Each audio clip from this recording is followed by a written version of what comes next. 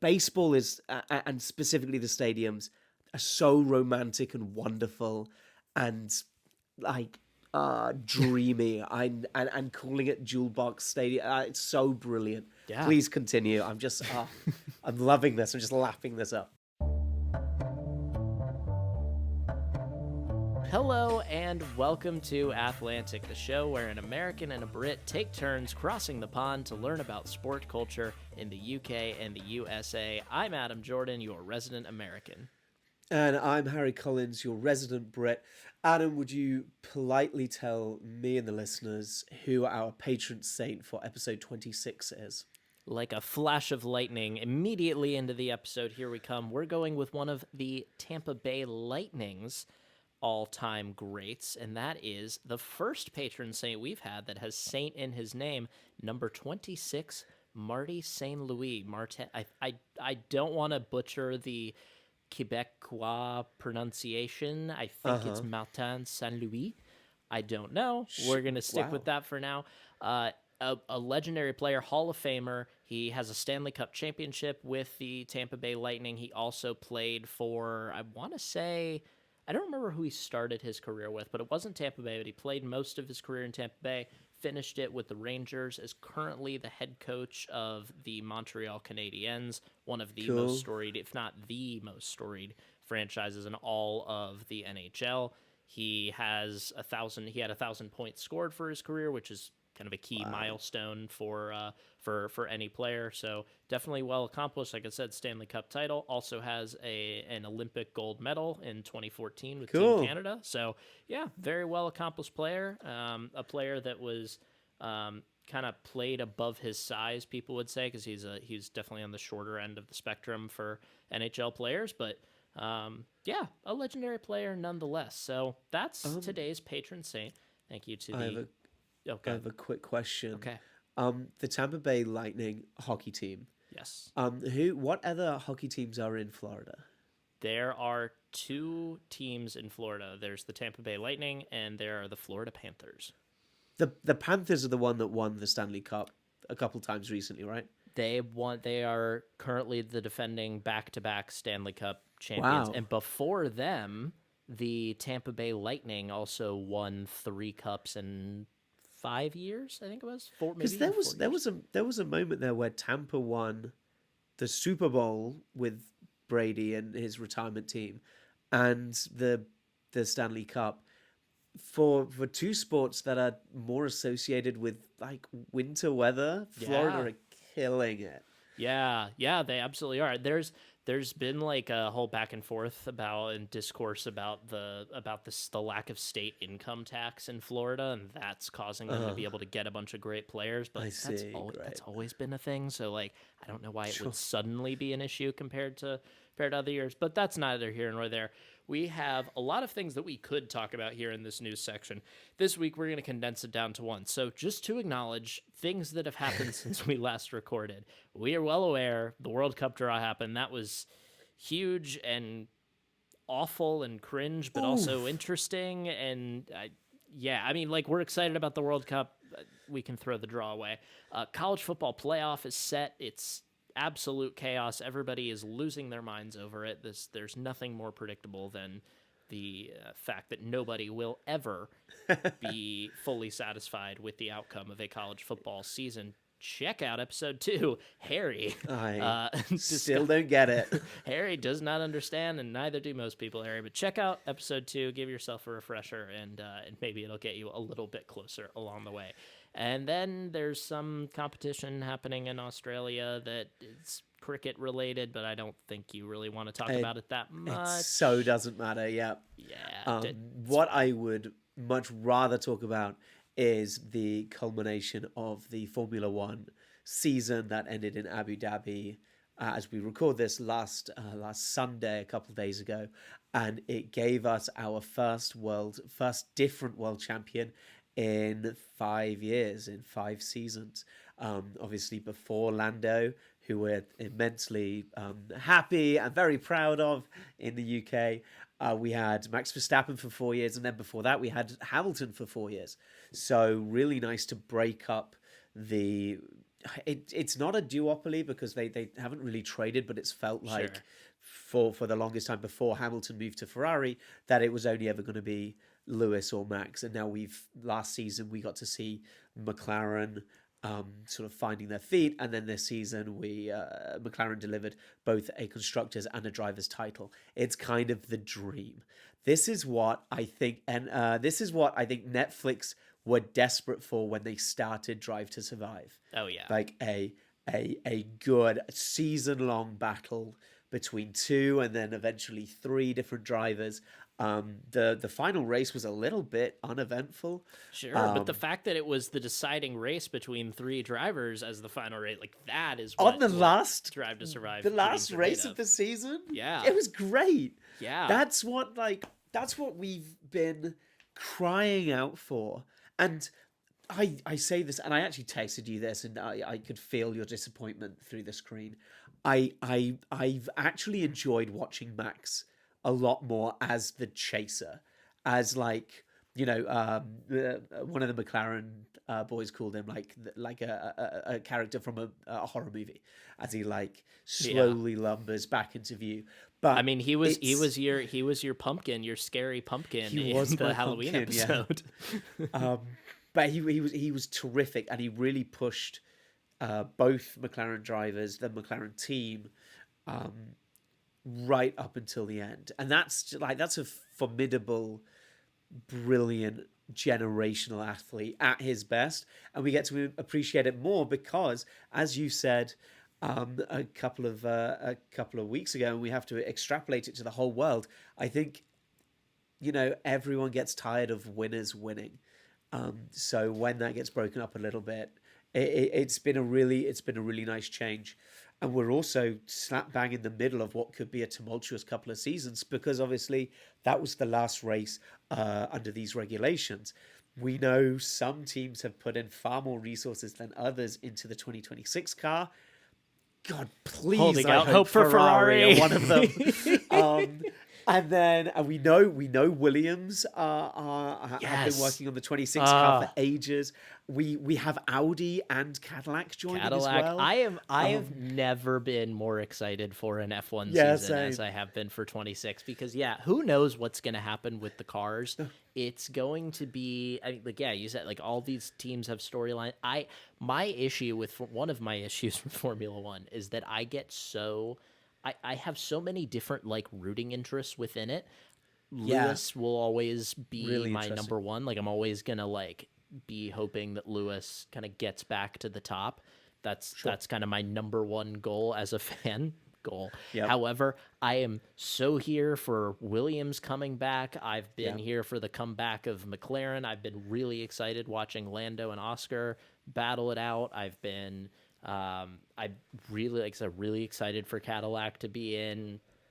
We'll see, I guess. Audi, cool. But it's so exciting. There's so many cool storylines. And one thing to go back to this past season real quick is I've seen one thing that does frustrate me, and maybe it's just because of my social media algorithms, I'm not sure, but I swear to God, every time that I just like go to the comments section of anything about about how this season ended, it's just like so many people talking about how, you know, Lando isn't a deserving champion, or how, you know, Max is the far superior driver. And like, sure, maybe he is.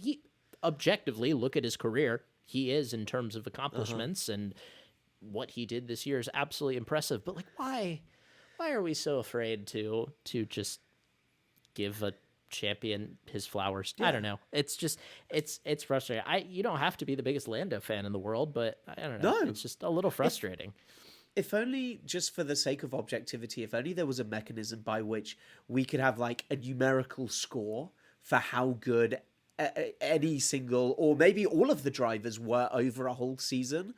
And then we just, you know, it doesn't matter that one driver won all of the races at the end of the season. Over the whole season, we can see, I don't know if they should like give each driver like a certain number of tokens or points or whatever. And at the end, we could just count who has the most. But that should decide, and that should lead people's opinion. Like, there is luck in all sports. Sure. But Formula One, with its now incredibly bloated calendar, the margin that luck plays is far more marginalized, and you have to be consistent and fast and in a reliable car. It's a team sport with incredible individual elements, and I think actually McLaren, Papaya Rules was a whole thing. They've actually it's worked. They've had two drivers that could have won it on the final race of the season. Of course, there was a little bit of vulnerability that a generational driver could have poked his head in there. We all breathe a sigh of relief that he didn't. And as you said, we get to look forward to next year. I have one question for you as an American and slightly more recent comer to the sport. Do you feel any affinity for either the Haas or the Cadillac teams being American owned and American run? Obviously, we are spoilt for English constructors. So do you feel any patriotic affinity to Cadillac or Haas? I thought it was cool that Haas has a garage and has offices in North Carolina. I think that's cool. And Banbury, where I was born. I mean, that's bonkers. You should really be the big fan of Haas, if anybody. Cool, I guess. Not really. I'm excited about Cadillac, just more so because it's the shiny new toy, and I guess you could say my family, when they've driven American cars, has tended to be more like Chevrolet, General Motors cars. We've never had a Cadillac, sure. But I guess you can go with that. I'd be more excited about them than Ford coming in to be an engine manufacturer for Red Bull, I think it is. Or was, I don't know. But anyway, I not really. And there's part of it too that I almost, and I hesitate to say this, but it's almost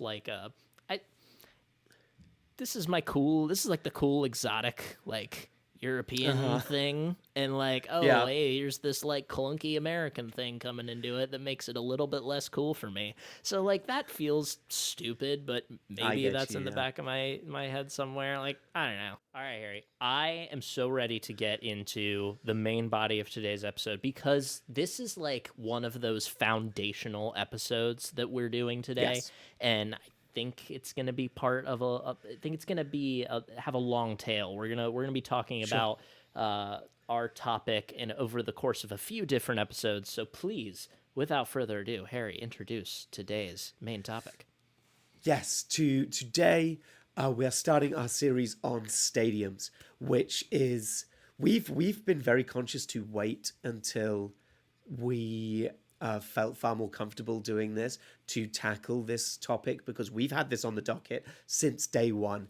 There is no other topic where I think you can literally, physically, visually see the similarities and the differences between British and American sports culture in the stadia. And to be fair, literally any culture, the stadium is the place is one of the hallmarks of where your culture as a society happens. So cool. Sorry. And what we're going to do today in the first part is we're going to talk about the genesis of stadiums in the UK and the USA through the 19th and the 20th century, how they are shaped by law and by socioeconomic factors, and why sports literally look the way that our sports do today. Then in the second part that we'll do in the future, not necessarily next episode, we will talk about stadiums on the national stage, the international stage, like you just said. That's where we'll be able to compare, Wimbledon and Flushing Meadows. We'll talk about maybe stadiums from other countries and how they represent our nations on the international scene, in the Olympics, in the World Cups, for instance.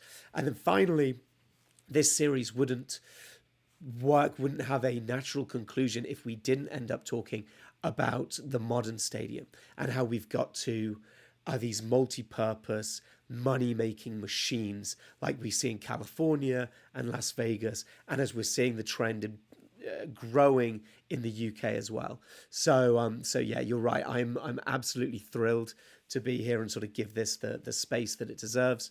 And I think this episode specifically will be really intertwined. I think the histories for the US and the UK here are really similar.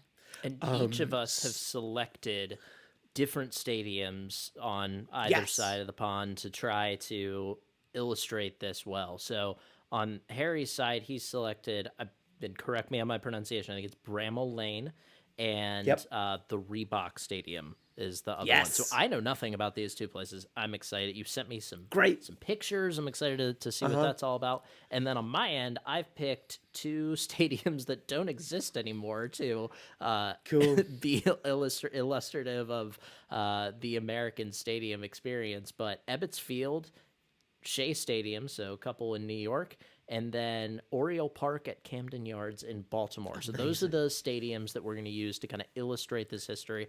Obviously, though, there's others that maybe we'll talk about, but there's others that certainly tell the story of American sports and British sports. So that's where we're going to start. And Harry, I think, is going to kick us off with a little bit of an intro of how we got to, how stadiums came to be overall. Sure. So, sport, obviously there are really two sides to sport, just on a conceptual level. There is the playing and there is the spectating. And one of the very earliest, and actually the first ever stadium in the world, was in Olympia in Greece. And it was constructed, albeit in quite a rudimental way. It was a flat field next to an embankment upon which the Greek sports spectators would sit. That stadium was built and used in 1775 BC. So this story starts literally 1775 or 775? No, 775. Okay, Did cool. I say 1775? I was gonna say, hey, we can get into the revolutionary spirit, and just put it on the upside down. But all right, fair enough. That's regardless. That's a long time ago. That is a long time ago. And actually, the word stadium is the Latin version of the Greek word stadion, with an N on the end, which was just the Greek measurement for a 600-foot running track. And that's where we get this word. Just because it happened to be 600 feet. It just happens to be that Amazing. long. And that's more than 100 meters, but that was the sprinting distance for the ancient Olympic running races.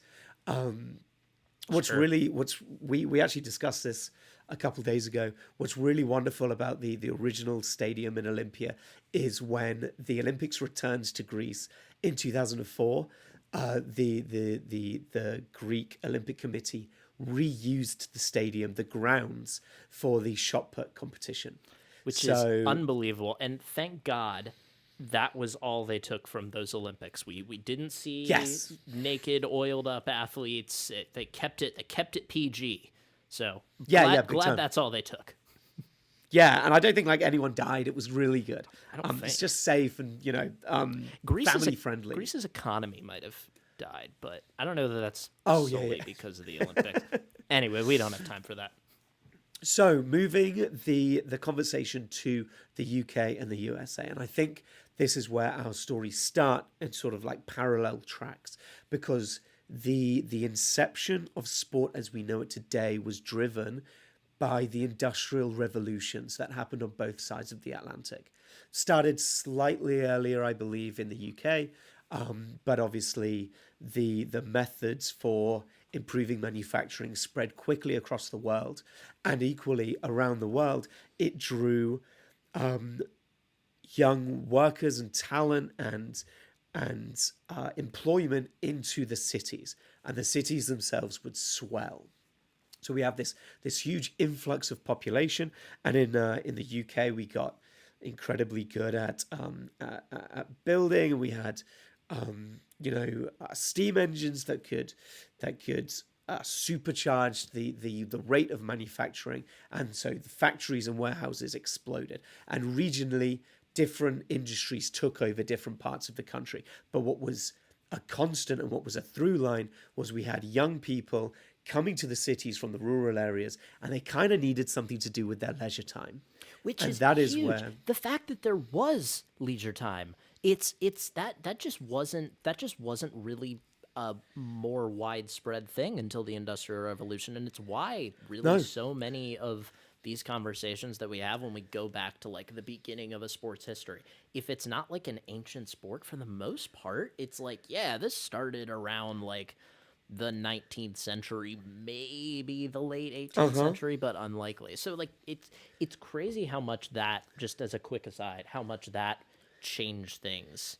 Well, that's such a good point, because I think genuinely the genesis for a lot of organized sport in the UK is something called the Factory Act of 1850, which was a set of rules brought in to standardize shift patterns in factories, in industry. It didn't apply to farming, didn't apply to other industries like teaching or medicine, but specifically in manufacturing. The Factory Act of 1850 meant that you could only work a certain number of hours a day, and work was prohibited after 2 o'clock on a Saturday.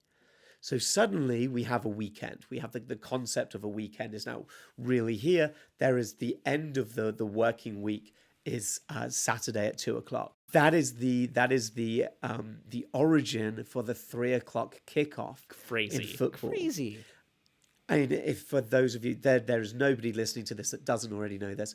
On Saturday in England, the most popular kickoff time is 3 o'clock. It is protected by law. You can't actually legally watch games at 3 o'clock.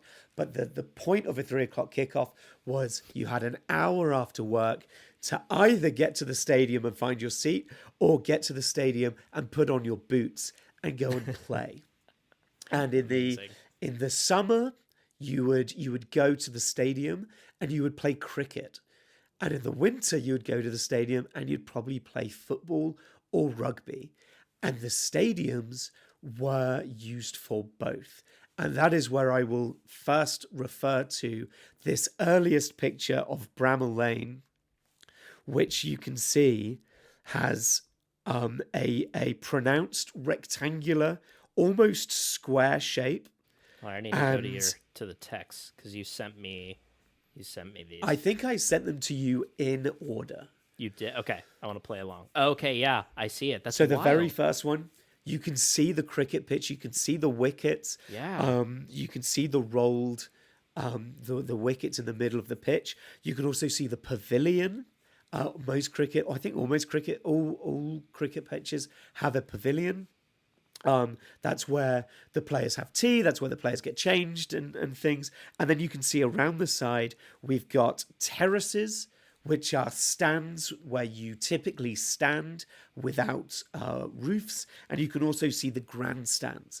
And these are two most prominent features of stadiums in the early to mid 19th century.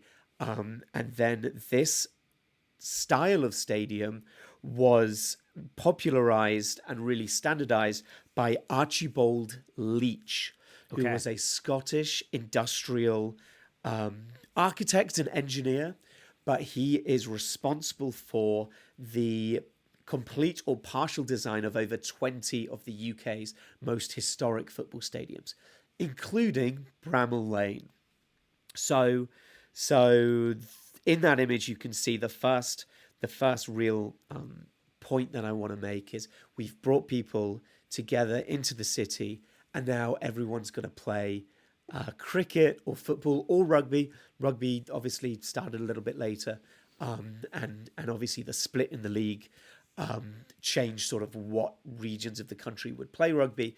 But yeah, we've got people playing organised sport, and more critically, people want to watch organised sport, and it's that second part that gives us the stadiums. Do you have a year on when it was built, or like roughly? Yes, so Bramall Lane opened as a cricket ground in 1855. Whoa! And hosted its first football game in 1862. It actually hosted cricket up until 1973, and it was the home of the Yorkshire Cricket Club. And in 1867, it became the home of Wednesday Football Club. I will give you one guess as to why Wednesday Football Club were called that. Did they play on Wednesdays? Was that their designated time? Only played on Wednesdays. And does it have to do with, were there multiple clubs like this, or is this the beginning of Sheffield Wednesday? This is the beginning of Sheffield Wednesday. Cool. Wednesday were the only team in Sheffield at the time, and in fact stayed at Bramall Lane until 1887, when they departed over a rent dispute at Bramall Lane. They then moved north out of the real centre of Sheffield. Also, this is an aside, Sheffield is a remarkable, wonderful, underrated city. And researching it makes me desperate to go back. Wednesday moved north into a stadium called Hillsborough, which we talked about last week, and we will. It is so necessary. We have to talk about it this week as well. So when Wednesday left, the owners of the stadium realised that they couldn't play cricket year-round, and they asked the cricket team, boys, would you mind fielding a football team for us? And we'll call it Sheffield United. By the way, you have to wear red and white because Wednesday are already wearing blue. And there is the genesis for Sheffield United. It's not the first instance of one team leaving a stadium and then that stadium being sort of invaded by their to-be rivals. Can you? This is really picking at your trivia, your knowledge. Can you? Actually, I'll make it 50-50. Every stadium in Liverpool was built by one team. Which of the two Liverpool teams built Liverpool stadiums? Everton. It was Everton, yeah. Everton were in Anfield, moved out, went to Goodison Park, and have just recently, the men's team have moved to the Hill Dickinson Stadium. And now Goodison Park, fortunately, is the women's stadium, which is amazing. That's a whole other story. So that's the beginning of the Bramall Lane story. And Bramall Lane I chose. It's actually perfect. It's stipulated to be the oldest stadium in England. I don't think that's quite true, but it's old enough. Sure. It's hosted an FA Cup final. It's hosted a cricket test match. It's evolved so much from the pictures you can see. If you scroll through, they're all in chronological order. So in the second picture, you can see the first floodlights at a stadium in England. Cool. And then as it gets more modern, you can see the floodlights only look at the football pitch. And you can see the football pitch becoming more and more prominent up to the most modern picture. They're driving on the cricket ground? And then the most modern picture shows sort of how the whole stadium has been sort of encapsulated, and now it's just a dedicated football stadium. That's crazy. Somebody's just parked where that and that's where it's funny. I got the simultaneous text. It's parked right there. That's crazy. Yeah, it's a remarkable stadium. I've been. The atmosphere is incredible. The people of Sheffield are fantastic, and it's a brilliant rivalry.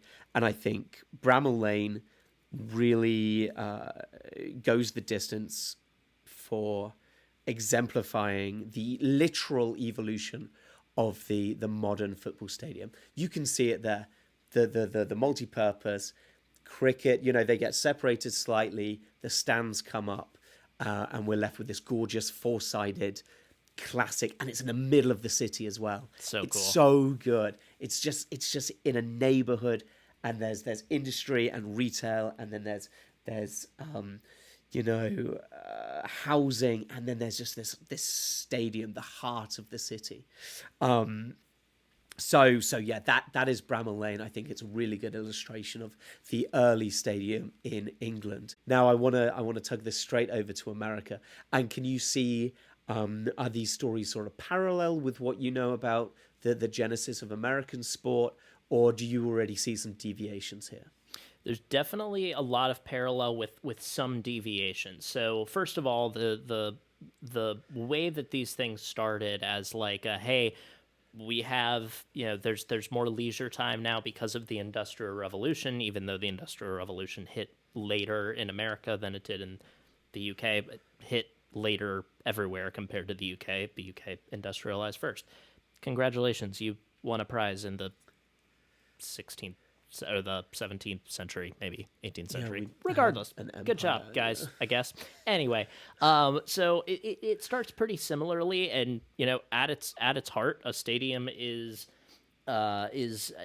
only there because a bunch of people decided it was worthwhile to watch. You were entertaining enough to watch on an afternoon and spend your day watching other people play a sport. And somebody said, hey, I could make money by saying, hey, I own this ground that you're playing on. I'm going to charge people to watch. They're not just going to sit on that hill and watch. And how American capitalism is that, to just decide to put up a fence and say, hey, no, you're not getting that free view. You're gonna give me your dollar and watch the game. So that's basically what a stadium was in America as well. But like I said, just came along a little bit later. So I don't think that there's much of a unique story to tell there on the American side. So I'm going to fast forward a little bit further to the stadium that I was talking about, Ebbets Field. So this is the year's 1913, actually a year after the oldest ballpark in America that is still operating was built. Harry, quick pop quiz. Wow. Do you know what that park is?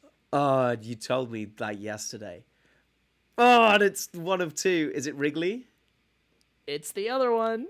Oh, it's Fenway Park. Fenway Park in Boston. All good, Harry. Yeah. Fenway Park in Boston was built in 1912, but that's not the one we're talking about today. We're talking about right here in Brooklyn, about a 20-minute walk from me across Prospect Park in Flatbush, and that is Ebbets Field, named for Charles Ebbets, the owner of the Brooklyn Dodgers when it was built, and that's where we're going to start our journey. We're going to start our journey in Brooklyn, New York. We're going to wind our way east to Queens, New York, to the Flushing Meadows area, and then we're going to go straight down south to Baltimore. So we're gonna weave our way here to tell the story of American stadiums. So Ebbets Field was built by, like I said, Charles Ebbets, owner of the Brooklyn Dodgers, because his team, which like every baseball team started off as like a good collection of players, navigated into some people that eventually got paid to play the game.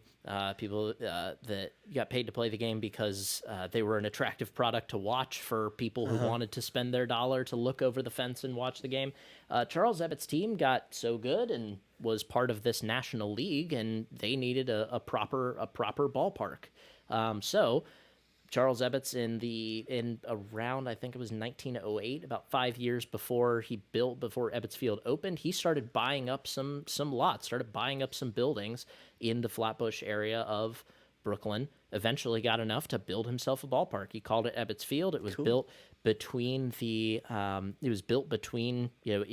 within the neighborhood blocks. It smack in the middle of houses and some stores, like you were saying, retail. So like it's very much a part of the neighborhood, and it exemplified what a sports stadium was.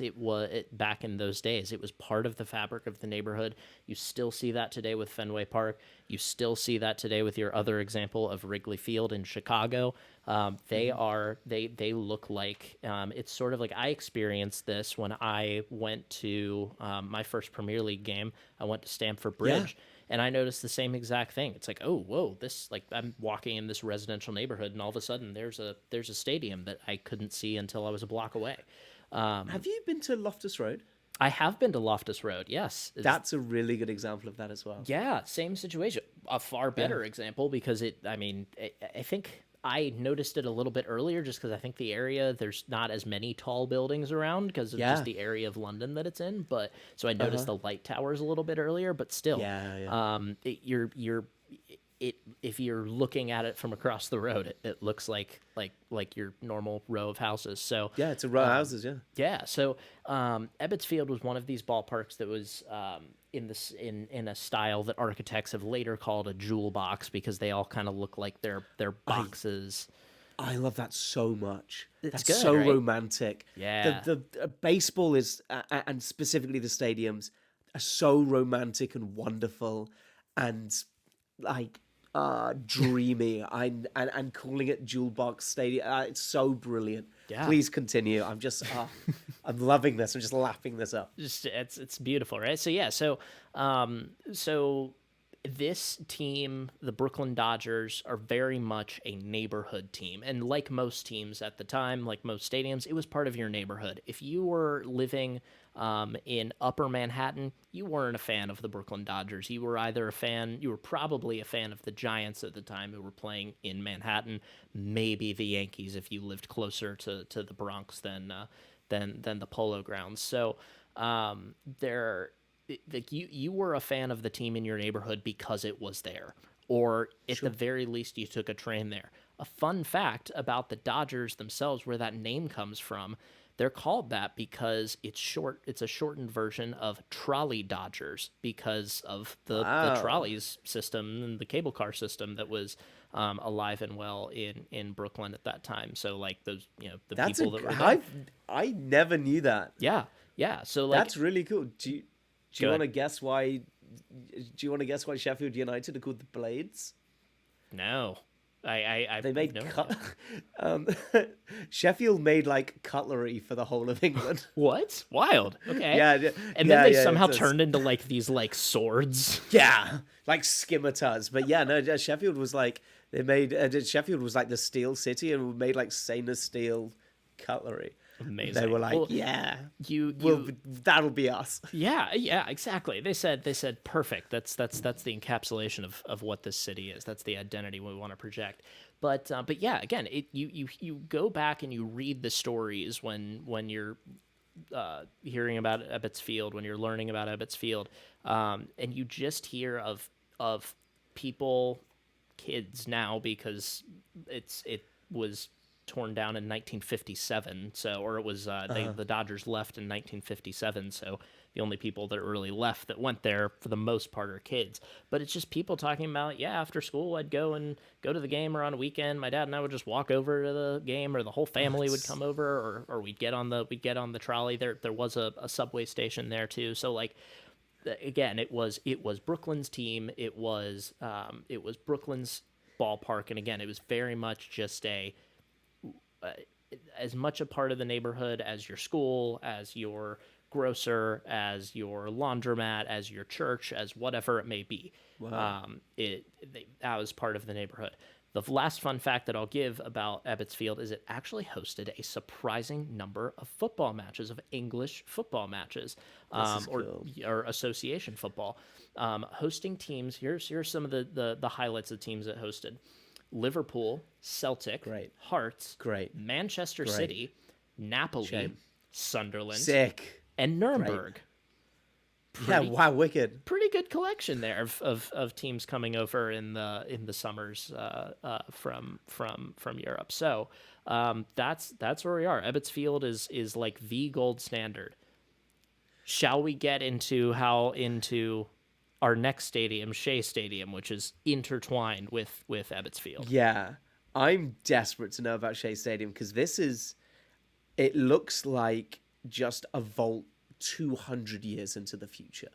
And that was by design. How do we get here? That was very much by design. So by the mid 1950s, it's clear that Ebbets Field is the times are kind of passing it by. A guy by the name of Robert Moses, who's a famous urban planner within the city of New York, Mayor Robert Wagner, they were key in introducing reforms, very controversial, that built expressways through the city. And the whole point of, the whole theory was, if you can get people to get around by car more efficiently around the city, it'll make your city better. It will make it so that people out in the suburbs can come in, enjoy the city, go back home, and it's kind of this American dream, mid-century sort of ideal. There's tons and tons of problems with it: racism, urban decay, the loss of cultural institutions like places like Ebbets Field. That is very much a part of this history.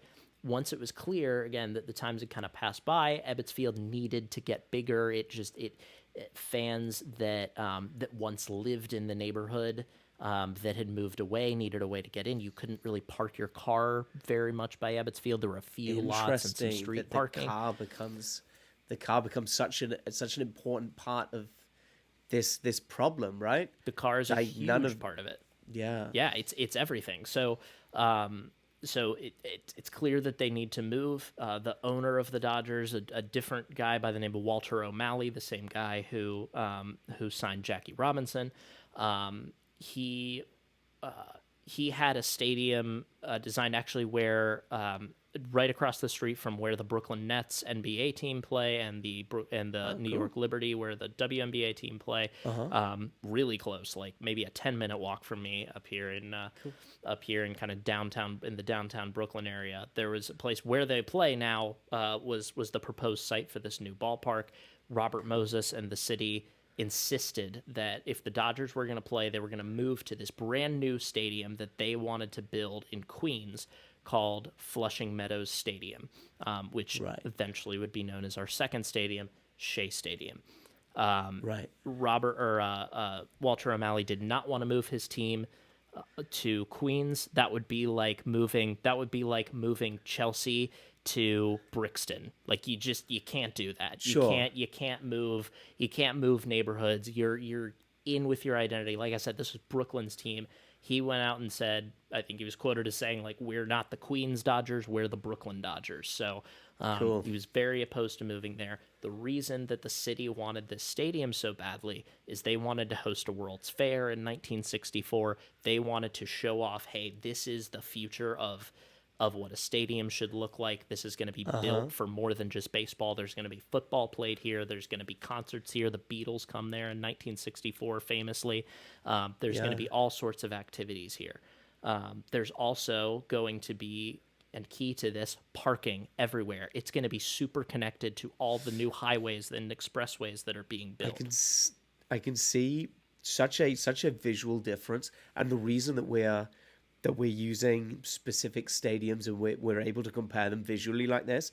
In this first picture of Ebbets Field, we've got people walking in.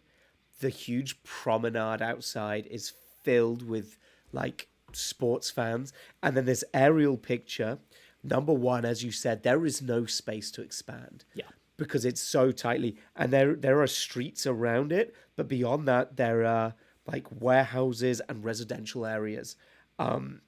And everyone is so like densely and tightly packed, but you can see the city around the stadium. Yeah. When we look at the picture, the aerial picture of Shea Stadium, it's just tarmac. Yeah. So it's just what you're looking at right there is, you'll actually see on the top, it says New York City's Flushing Meadow Park Municipal Stadium.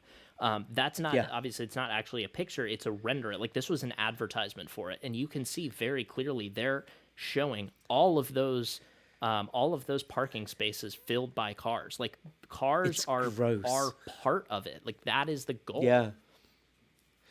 Yeah. So it's really disturbing. Yeah. It's weird. Cause like, obviously, and like the way that I get like, this is also like the height of Motown, right? America's car industry is currently world leading in this moment. Like that is something to be excited for.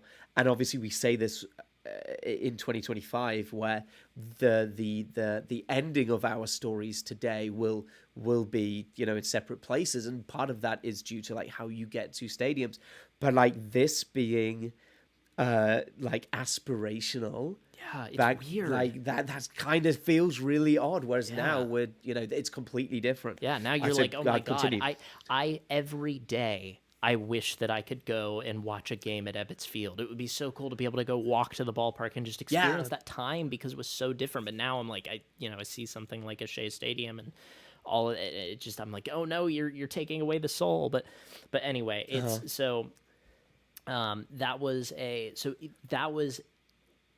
it wasn't the first stadium that was designed to accommodate a lot of cars, but it was one of the big barometers of where things were going.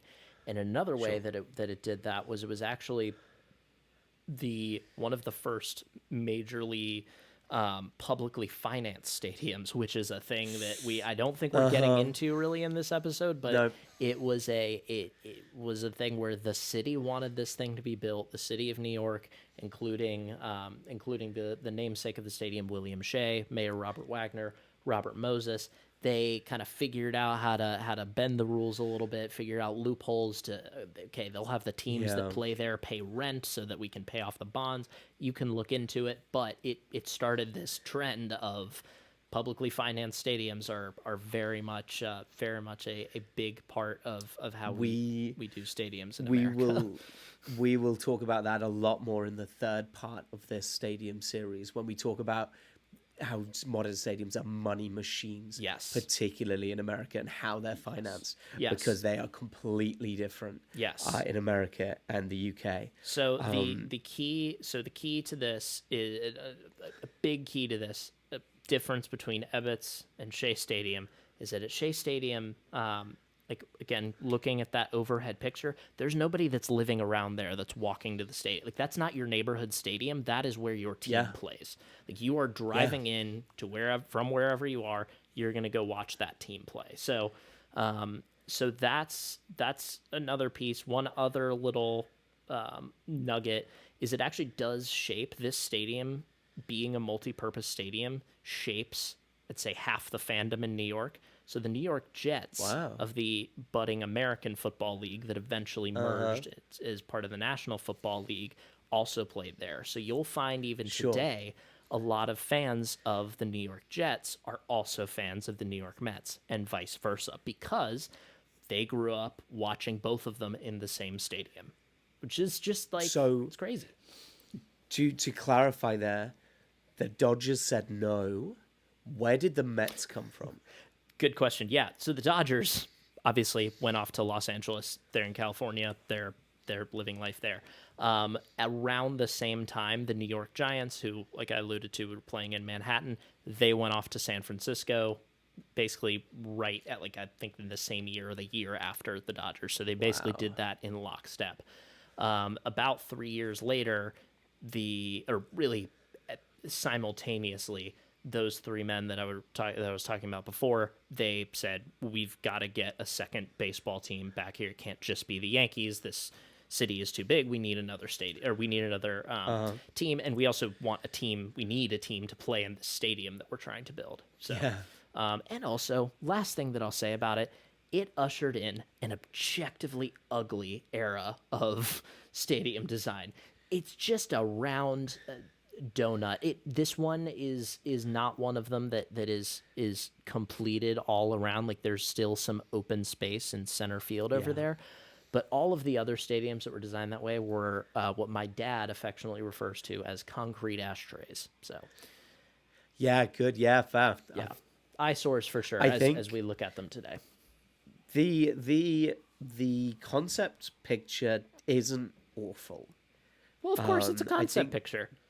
Yeah, and you're like, if that materialized and it looked like that, like you'd think, it's still Art Deco, and it's, it's kind of got that like 50s and 60s superhero vibe to it. Yeah.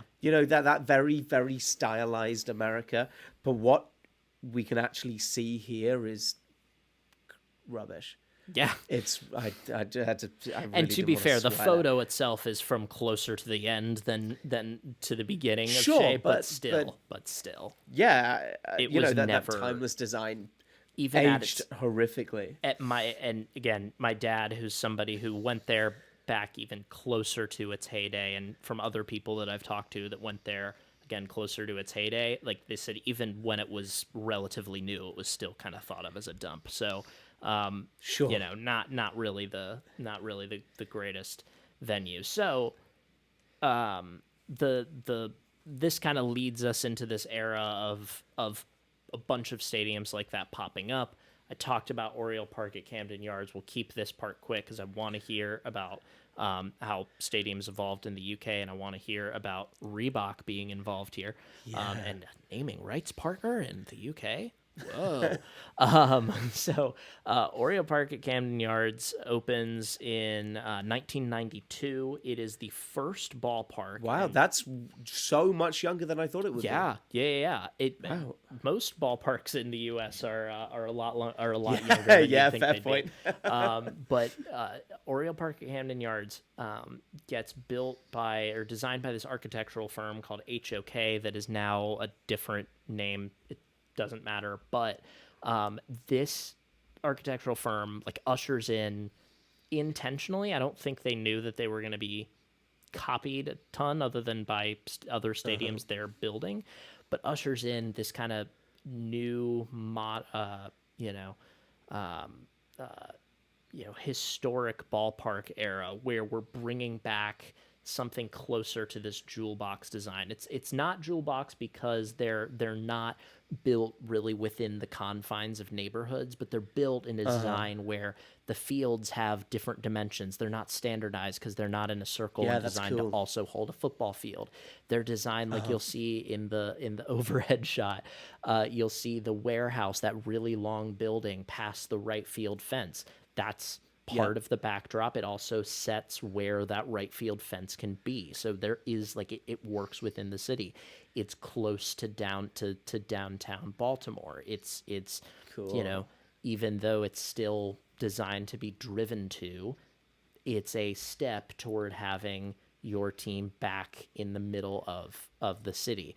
It's designed intentionally, like there's a manual clock above the scoreboard. It's designed to kind of have some of those throwback features that make it feel unique. So we've kind of come a long way. A bunch of copycats pop up. Most stadiums that were built between 1992 and really about 2010-ish are in this style, and it's one of the best like architectural things we've done, I think, as a country. Can you give me a couple of examples of the other copycats or the other prominent stadiums that have used this sort of revisionist, this reflective architecture? Yeah, PNC Park in Pittsburgh, my personal favorite park. One of my other favorites, Oracle Park. It's called in San Francisco, home of the Giants. Really the stadium that was right before they just moved to a new stadium, but the ballpark at Arlington, which was in Texas for home of the Texas Rangers, was one of my personal favorites like that. I never actually got to go to a game there, but it's just a beautiful looking stadium. So those are three that come to mind. But cool, great. Okay. So how did things evolve? We just took you on a long journey, but I think a journey that tells the story of American stadiums. So how did things evolve in the UK, and how does Reebok come into play? Great. The Reebok thing is going to be a brief but interesting deviation from normal British stadium naming. But I want you to look at this other older picture. This is not Bramall Lane. It does look similar to Bramall Lane, but this is Burnell. This is Burnden Park in Bolton. Okay, got it.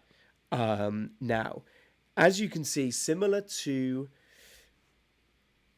Bramall Lane, this sits on its own block, on its own like city block, like as you would call it. Yeah, there's houses next to it. Yeah, there are houses right there. At Bramall Lane got to stay where it was and grow because the football stadium kind of ate the cricket stadium. So it could keep growing, but on the same plot of land. Yeah. Because the football pitch is of such a smaller dimension, the stadium got bigger, but the footprint stayed the same. So Bramall Lane now fills its city block. Like you said, Ebbets Field filled its block in Brooklyn. Now this Burnall Park in Bolton is clearly doing the same thing, and I want to draw your attention to the top right-hand corner of the pitch. Okay. There is a big building here. There is. This is simply a shopping center. What? The team sold 2 stands so that this shopping center could be built. Like that, like it looks so that building that's like kind of like a reverse L and a Tetris piece. Yeah.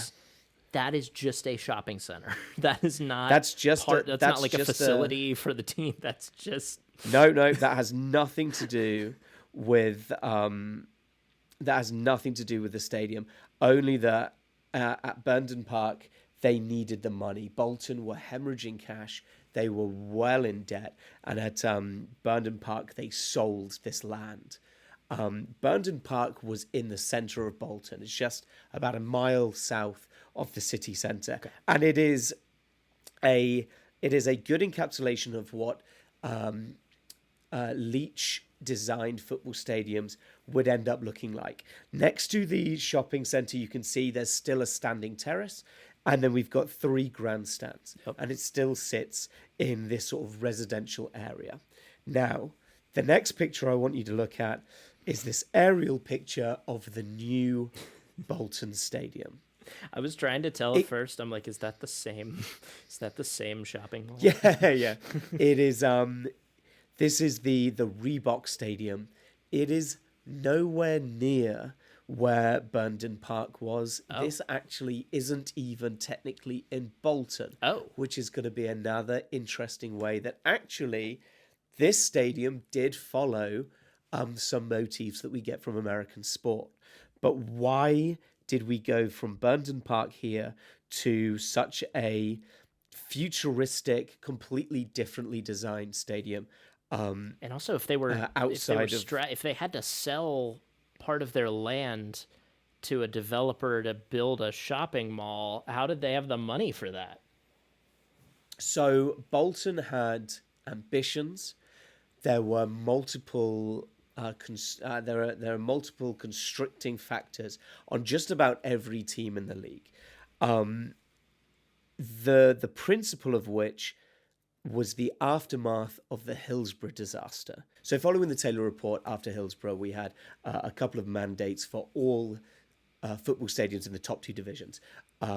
No selling of alcohol within view of the pitch. We discussed that last week to sort of collar hooliganism. And all stadiums must be completely seated.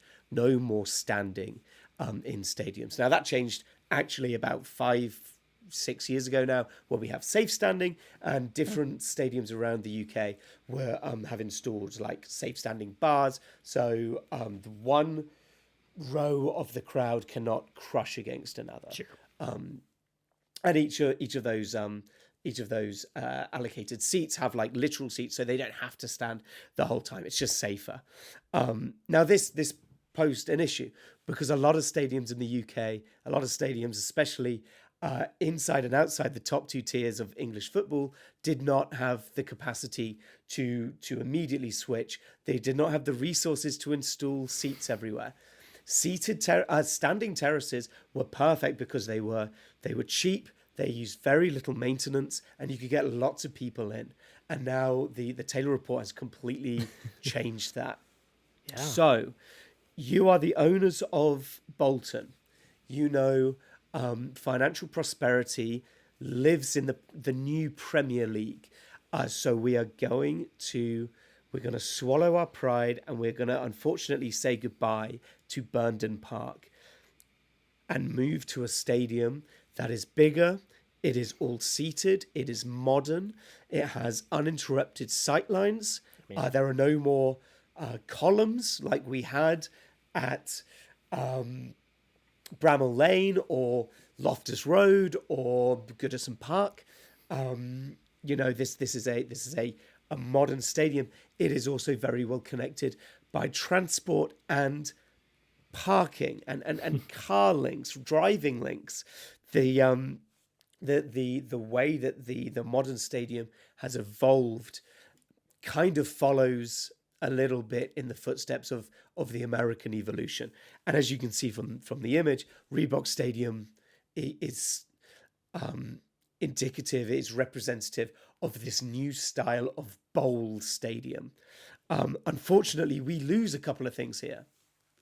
We lose sort of the individuality of these Leach designed stadiums. It's easy to say the stadiums like Bramall Lane are all like, they're all four sides and they all look, they've all got separate stands and they're all very boxy. But I think they had personality and atmosphere and the history and like we were talking about, like with Ebbets Field versus Shea Stadium, it's part of the neighborhood versus just being a building. Yeah, you're right. So we moved to this new stadium. Now, what's really interesting, we've been calling it the Reebok Stadium. Most of our listeners, if they know about the Bolton Stadium, will know it as the Reebok Stadium. A couple of our listeners might know it as the Patron Stadium. Okay. Maybe one of our listeners will know it as the University of Bolton Stadium. And I'm sure nobody listening to this knows what it's currently called. I sure don't. Because that stadium there is called, this is not a joke, the Tough Sheet Community Stadium. So, two things. Oh my God. Plenty of things to talk about here. Number one, this is a new trend in the UK.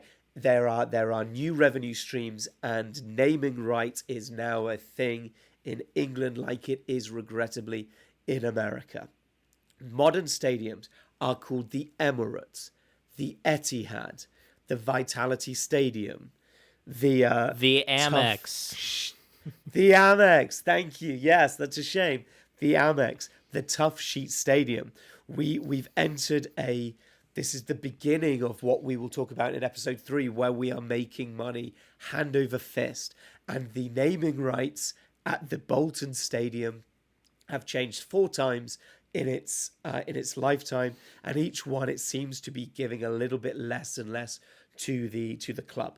Bolton, I think, they're either in the Championship or League One at the moment, but after they moved to the Reebok, as it was called initially, they did make it to the Premier League, and it was a Premier League home for a little bit.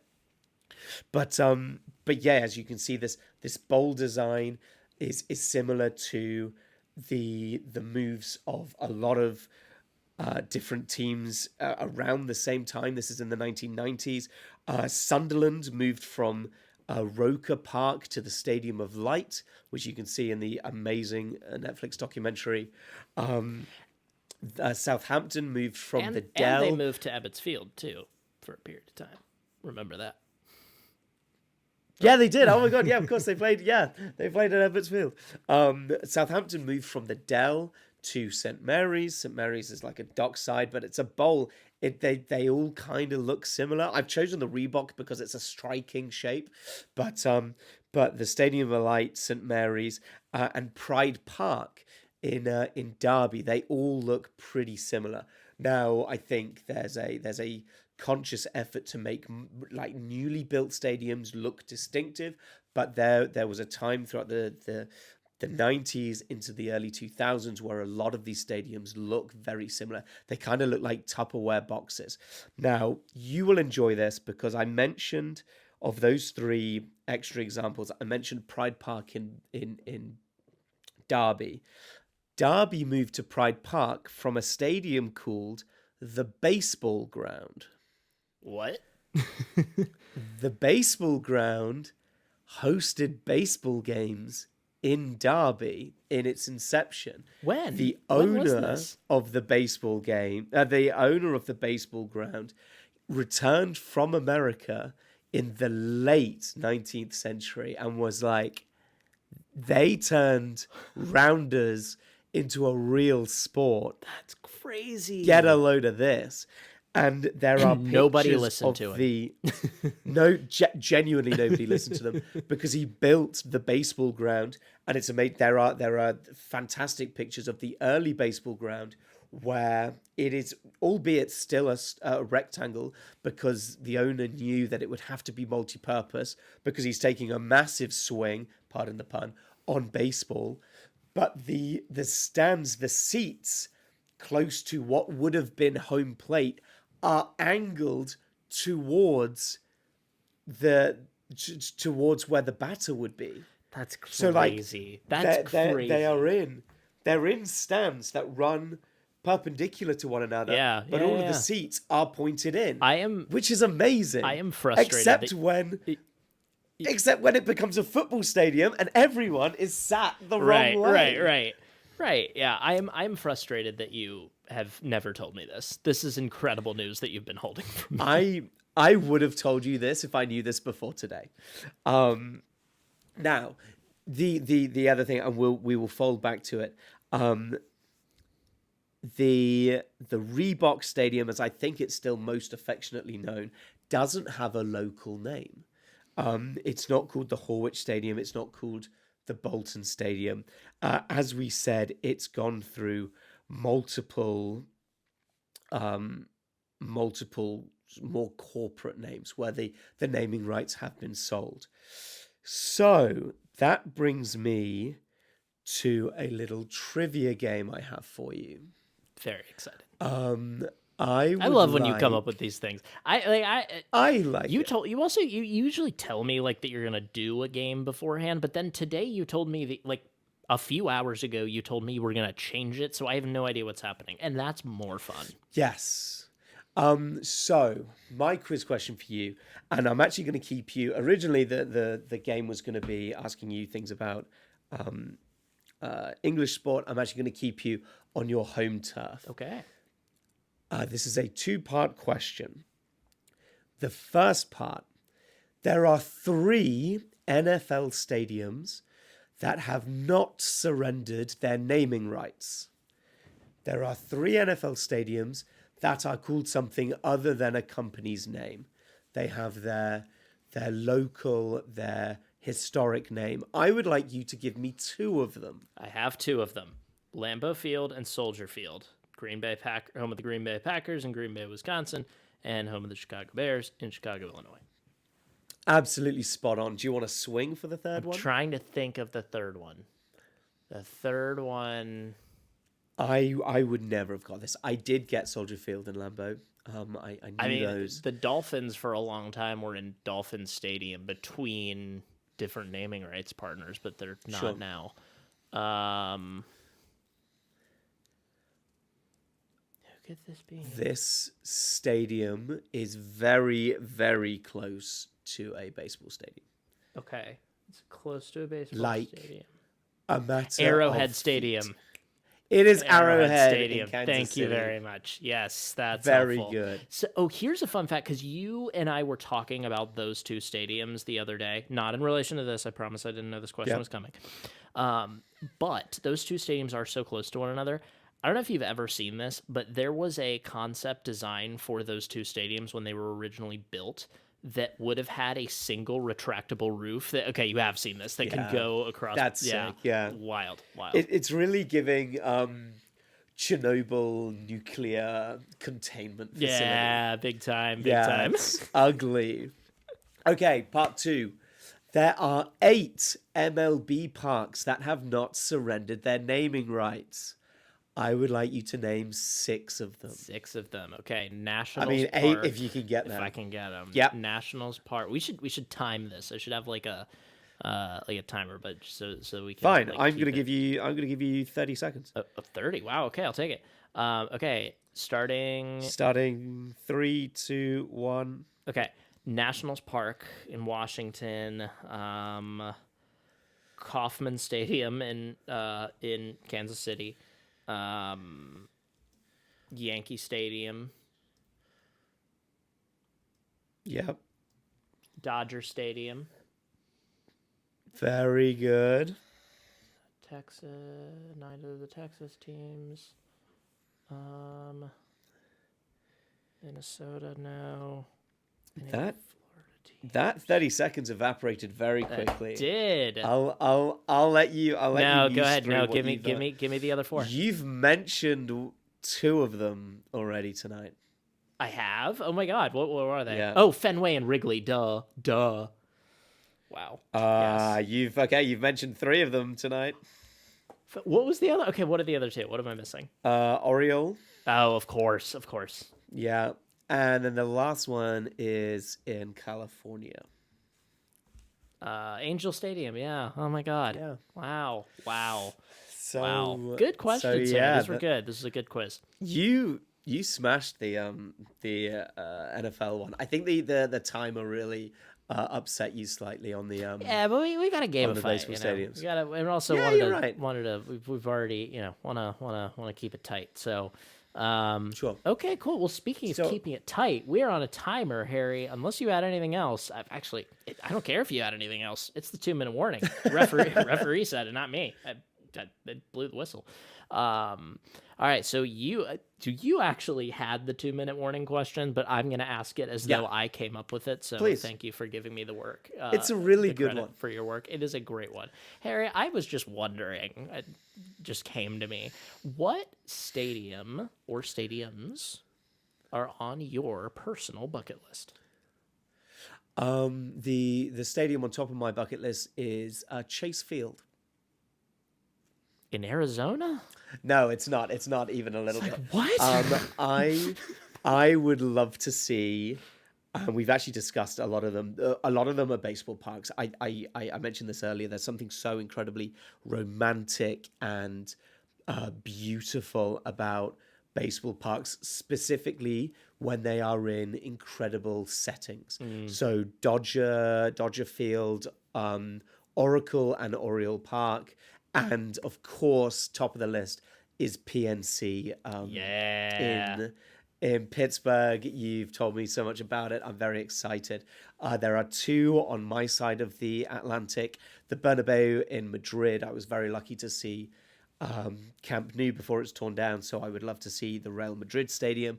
And finally, maybe my favorite stadium in the world is the Aviva Stadium in Dublin, which we'll put a picture on the screen here. Because of the proximity of the stadium to a row of houses, 3 of the sides of the stadium are treble tiered. So it's this huge, intimidating stadium. The 4th stand is a single tier of maybe 1,000 seats, and that's where the away fans for specifically away football teams. I think the away rugby teams, obviously you don't really have away and home ends in rugby. The away football supporters are in that tiny little stand looking at this Colosseum, and the way that like the acoustics batter the small stand. It must be I would love to see it specifically as an away supporter. I'd love to experience that. So cool. But Adam, I must flip my own question back to you. What stadiums are on your bucket list? I have 4. I'm going to give you 4. 2 are in college football. 2 are in association football. America. 2 in America. 2 in Europe. 1 I would, and these are in no particular order. I would love to go to the Signal Iduna Park in Dortmund. Yes, I would love to go just see that atmosphere. It looks really cool. All of these, for the most part, are atmosphere, but in fact, I think all of them are atmosphere based. I've been very fortunate to get to like go to the Rose Bowl, get to go to a bunch of different like iconic stadiums. So I want to go for like experience here. My other one that I've always wanted to go to is I really want to go to Fratton Park on like a good, like a derby day. Like if they're ever, if Portsmouth are ever playing like Southampton, I want to go see that. It just... That's a really good one. It just seems like a great atmosphere. Like it is everything that I think of when I think of. So really quickly, Archibald Leach, the designer of all the stadiums I was talking about. Yeah. Most of his designs have been demolished or completely changed because of the Taylor Report. There are like 3 instances where his original designs are still there. One of them is at Goodison Park. Another one of them is at a 100-year-old stand at Fratton Park. Cool. That's a really good choice. That's so cool. Yeah, I really would like to go there. I randomly met at at a bar here watching a Brighton game. I met a guy who's a Pompey supporter. He's from Portsmouth, and I he was telling me about more about it, and it's just so really want to go there. And then my two college football ones are I really want to go see a game at Clemson University, at Death Valley, and just like see them touching Howard's Rock, running down. It's such a cool atmosphere, and I really want to go there. And then I really want to go to a whiteout game in Happy Valley at Beaver Stadium in State College, Pennsylvania, to watch Penn State football. Cool. They're down right now, but I want to see that atmosphere. That looks so cool to me. So, that's my list. It was a good question, a fun questionnaire. I'm glad you enjoyed it as ever.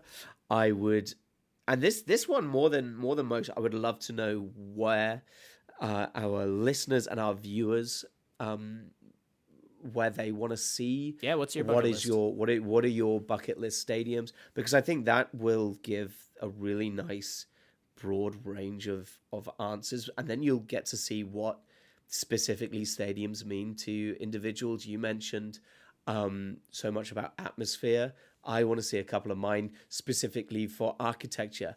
I don't care what the atmosphere is at PNC Park because I'll just be looking at the skyline all day. Well, there you go. Please let us know. Well, that's the other thing. The top of my bucket list is going to PNC Park during a World Series, if we could ever make that happen. Yeah. So please let us know. What are your bucket list stadiums? Leave a comment, leave a like. If you're not subscribed, I don't know how you found us. Please subscribe here on YouTube. Follow us on Spotify. Follow us on TikTok, where you'll see a couple of these clips for this episode and previous episodes. You'll also see some of our original content where we get to pick up on smaller topics that don't make full videos like this, full episodes like this, or in the case of an episode I'm working on, a short I'm working on at the moment, a follow-up to something that you and I discussed briefly in a previous episode. All right, well, that's the final whistle. Thanks, everybody, for watching, and we will see you next time. Bye, everyone. See you next time.